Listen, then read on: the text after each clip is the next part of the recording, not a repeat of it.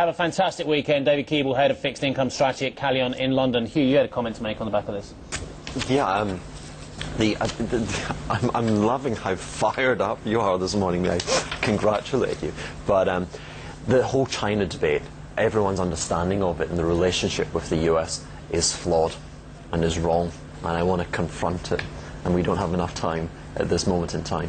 The US doesn't need the Chinese to fund treasuries.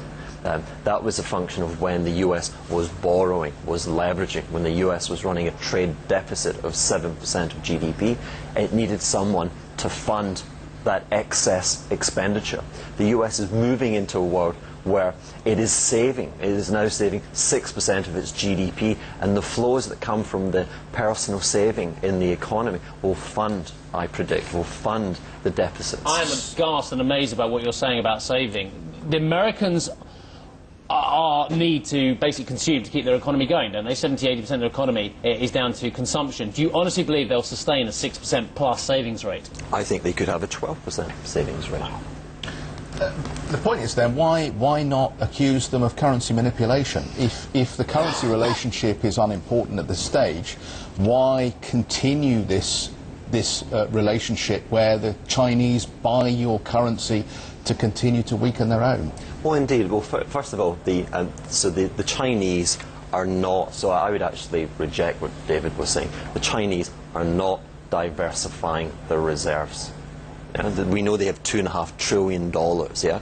They cannot diversify because were they not to buy treasuries, and they are buying treasuries, they're buying shorter end treasuries. They used to buy Fannie Mae paper, they buy just government paper now. They're buying dollars. If they weren't buying dollars, their currency would rise. It would rise considerably. Yeah? Now, their exports are down in the order of 25 to 30% on last year's levels. They don't want to raise the price 40%, so they are buying treasuries, okay?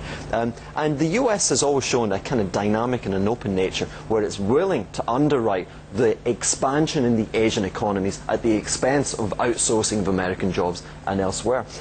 That's the reason why the Chinese won't be buying bunds, because the European Union, the European economies would never be willing to underwrite 7% trade deficits and the loss of French car manufacturing jobs to Beijing. Yeah. America is, Europe's not. Schemes such as Kurzarbeit in Germany, which have kept those jobs despite what some would say would be the economic rationale. Hugh, I'm afraid we've got to leave it there just for this second, but we'll pick up this conversation